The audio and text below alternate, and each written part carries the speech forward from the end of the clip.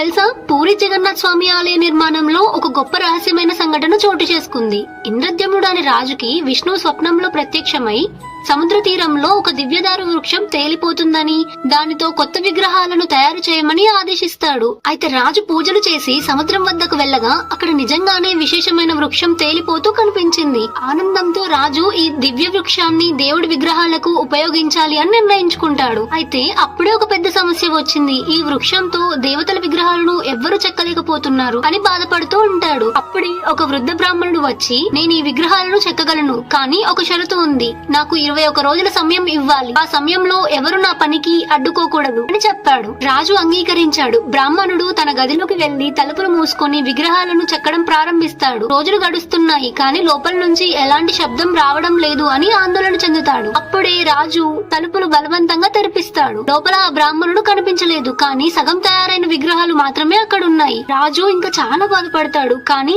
ఆకాశవాణి వినిపించింది. ఇవే జగన్నాథుడి నిజమైన రూపం. భక్తుల కోసం ఈ విగ్రహాలను అలాగే ఉంచండి అని చెప్తుంది. ఇప్పటికీ కూడా పూరి జగన్నాథ్ స్వామి విగ్రహాలకు చేతులు లేవు, ఎందుకంటే అది భగవంతునికి ఇష్టమైన స్వరూపంగా భావిస్తారు. ఇలాంటి మరిన్ని దివ్యమైన కథల కోసం సనాతన టాక్ ఛానల్ కి సబ్స్క్రైబ్ చేసుకోండి.